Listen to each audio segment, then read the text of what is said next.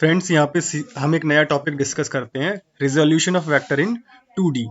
ठीक है, यहाँ पे मैंने एक वेक्टर ले लिया है ओ ए वेक्टर, जिसको डिनोट किया है मैंने वेक्टर ए से। ठीक है, अब बेसिकली 2D होता क्या है? 2D होता है हमारा 2 डायमेंशन। ठीक है, 2 डायमेंशनल। ठीक है, अब 2 डायमेंशनल बेसिकली क्या होती है? जिसमें 2 डायमेंशन होती हैं। ठीक है, अब जैसे एक प्लेन पेपर है। ठीक है, प्लेन पेपर है। अब इसकी डायमेंशन क्या है? L into B। ठीक है, ये L हो गया, ये B हो गया। ठीक है, तो एक डायमेंशन इसकी L हो गई और एक B हो गई। अब इस पेपर की जो थिकनेस है, ठीक है, थिकनेस क्या है? नेग्लिजिबल है। ठीक है, नेग्लिजिबल थिकनेस। तो नेग्लिजिबल थिकनेस है, यानी कि जो इसका थर्ड डायमेंशन है, थर्ड डायमेंशन बोले तो तीसरा डायमेंशन जो इनटू एच होना चाहिए था, ये अवेलेबल नहीं है। ठीक है, ये अवेलेबल नहीं है, इसलिए ये ओनली 1 डायमेंशन 2 डायमेंशन, ये क्या हो गया? 2 डायमेंशन हो गया। अगर इसकी थिकनेस होती इस पेपर की, ठीक है, in comparison with L into B, तो हम इसका जो H वाला कंसीडर करते और फिर ये क्या हो जाता? थ्री डायमेंशन होता। तो इस केस में ये क्या है? ओनली 2D है। ठीक है, आगे बढ़ते हैं। अब देखिए, जब 2 डायमेंशन का कोई हमारे पास सैंपल होता है, तो उसको जब हम मेजर करते हैं, तो अभी जैसे L इंटू बी हमने देखा था, तो बेसिकली इसमें क्या डायरेक्शन है? 2 डायरेक्शन है, एक ये वाली डायरेक्शन है और एक इसकी परपेंडिकुलर डायरेक्शन है। ठीक है, तो ऐसे ही 2 डायमेंशनल को बेसिकली हम क्या बोलते हैं? एक्स और वाई प्लेन। ठीक है, एक्स वाई प्लेन बोलते हैं। इसमें क्या होता है? कोई भी पॉइंट, अब इस पेपर पे अगर हम किसी भी पॉइंट पे जाना चाहें, मान लीजिए सेंटर वाला पॉइंट है। ठीक है, इस सेंटर वाले पॉइंट पे, इस कॉर्नर पॉइंट से हमें इस सेंटर वाले पॉइंट पे जाना है। ठीक है, तो एक्स वाई प्लेन में हम कोऑर्डिनेट क्या रखते हैं? एक्स कॉमा वाई, यानी कि सबसे पहले एक्स डायरेक्शन, ये हमारी एक्स डायरेक्शन है। एक्स डायरेक्शन में कुछ यूनिट हम मूव करेंगे। ठीक है, मैं दूसरा कलर ले लेता हूं। सबसे पहले हम एक्स डायरेक्शन में कुछ यूनिट मूव किए, फिर उसके बाद एक्स हमारा कंप्लीट हो गया। अब ये वाई डायरेक्शन में अब हम कुछ यूनिट मूव करेंगे, तो ये वाई डायरेक्शन में हमने मूवमेंट करी, पहले एक्स डायरेक्शन में करी, फिर वाई डायरेक्शन में कुछ यूनिट मूव करी। ठीक है, तो अब हमने वाई डायरेक्शन में भी मूव कर ली, तो फाइनली हम अपने पॉइंट पे पहुंच गए। तो 2 डायमेंशन में बेसिकली अब कोई भी पॉइंट है, मान लीजिए ये मैं अब इसको अपोजिट कॉर्नर पे ले लेता हूं, तो सबसे पहले हम क्या करेंगे? एक्स को एक्स डायरेक्शन में मूव करेंगे कुछ पॉइंट्स, फिर उसके बाद वाई डायरेक्शन में हम मूव करेंगे, तो फाइनली हम अपने दूसरे पॉइंट पे भी पहुंच गए। तो बेसिकली 2D नेटवर्क में, 2D प्लेन में किसी भी पॉइंट तक जाने के लिए हमें क्या चाहिए? एक एक्स और वाई कोऑर्डिनेट। ठीक है, इसी तरीके से अब इस वेक्टर को, ये जो हमारा ओ ए वेक्टर है, अगर इसे हमें रिजॉल्व करना है 2 डायमेंशन में, ठीक है, तो बेसिकली हमें क्या चाहिए? इसका एक्स कंपोनेंट चाहिए और वाई कंपोनेंट चाहिए। तो हम क्या करेंगे? जो इसका 0 0 पॉइंट है, इसका 0 0 पॉइंट है, सबसे पहले एक्स डायरेक्शन में मूव करेंगे। ठीक है, अब ये हम एक्स डायरेक्शन में हमने यहां से मूवमेंट करी, ये आया।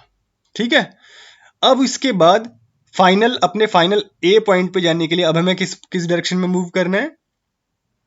वाई डायरेक्शन में। ठीक है, ये वाई डायरेक्शन है। ठीक है, तो अब हम वाई डायरेक्शन में मूव करते हैं।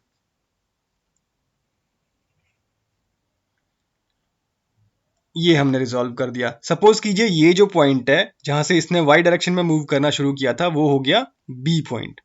ठीक है, तो वेक्टर ए को हमने रिजॉल्व कर दिया, एक तो ओ बी वेक्टर में और एक बी ए वेक्टर में। ठीक है, अब इसको आगे और इजी वे में समझने के लिए इसमें हम एक स्क्वायर ड्रॉ कर देते हैं। ठीक है, ये हमारा जो ओरिजिन था वहां से एक वर्टिकल लाइन ले ली, फिर उसके बाद जो फाइनल पॉइंट है, यहां से हमने एक हॉरिजेंटल लाइन ड्रॉ कर दी। ठीक है। अब सपोज कीजिए, सपोज ये जो एंगल है ओ बी वेक्टर का वेक्टर ए के साथ वो अल्फा है, और at the same time O A vector का ये जो वर्टिकल लाइन आपको दिख रही है ना, ये वाली, ये line basically B A vector ही है। ठीक है, ये जो बी ए वेक्टर है, अगर मैं इसे यहां से ड्रैग करूं इस तरफ को और ओरिजिन पे लेके जाऊं, तो आप देखेंगे ये जो बी पॉइंट है मैं इसको यहां पे डिनोट कर सकता हूं, और ये जो ए है इसको मैं यहां पे डिनोट कर सकता हूं। तो बेसिकली ये जो ओ पॉइंट है, और मैं यहाँ पे सपोज कीजिए मैं यहाँ पे एक डी दे देता हूँ फिलहाल, लेकिन ये जो ओ डी है ये इक्विवेलेंट टू क्या हो जाएगा, बी ए। ठीक है, समझ रहे हैं आप? तो यहाँ पे बेसिकली हमें क्या करना होता है, जो हमारा ओरिजिनल वेक्टर है, वेक्टर ए या ओ ए वेक्टर, इसके इसके हमें दो एंगल निकालने होते हैं दोनों वेक्टर के साथ, जिसको अभी हमने रिजॉल्व किया है। ठीक है, सबसे पहले हमने ओ बी वेक्टर को रिजॉल्व किया था, तो उसके साथ क्या हुआ, अल्फा। अब इस वेक्टर के साथ क्या एंगल है ओरिजिन पे, वो हमें कैसे कैसे पता चलेगा, जब हम इसे ड्रैग करेंगे लेफ्ट हैंड साइड में।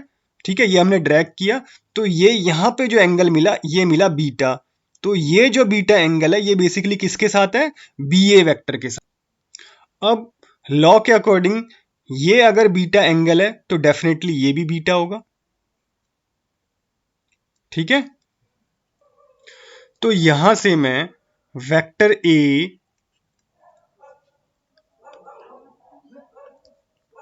या इसे मैं कह सकता हूं O A vector equal to क्या हो जाएगा, O B vector plus B A vector.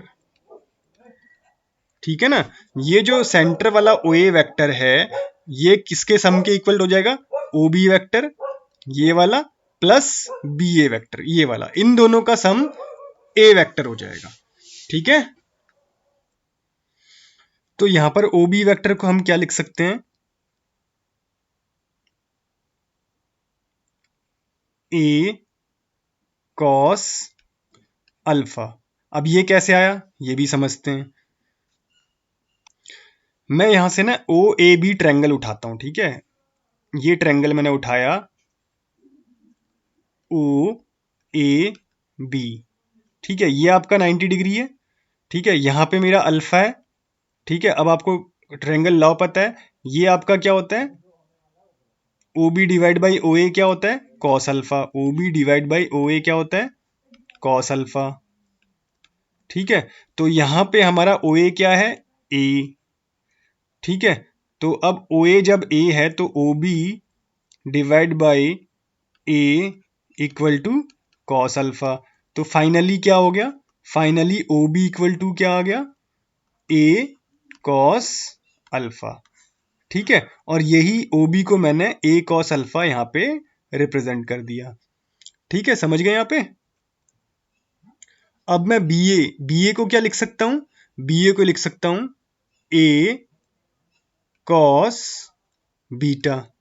अब ये ए कॉस बीटा कैसे आया ये भी समझते हैं। यहां से मैं फिर दोबारा ओ ए और बी को उठाता हूं। ठीक है, इस बार मैं क्या करता हूं, इसको ना 90 डिग्री रोटेट कर देता हूं। कितने डिग्री, 90 डिग्री। जब मैं 90 डिग्री रोटेट करूंगा तो क्या हो जाएगा, इस तरीके से शेप आएगी। ठीक है, ये तुम्हारा बी, ये ओ, ये ए। ठीक है, ध्यान दीजिएगा यहां पे पहले इस पॉइंट पे क्या था, बीटा डिग्री था। आप ध्यान से देखेंगे, ये देखिए ये ऊपर बीटा, ये बीटा डिग्री था यहाँ पे।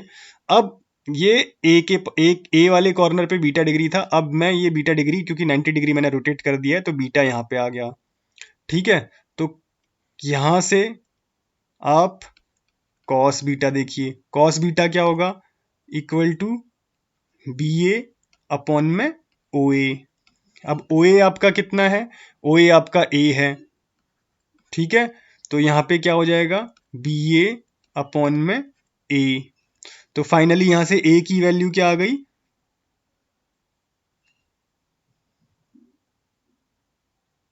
सॉरी, बी ए की वैल्यू क्या आ गई,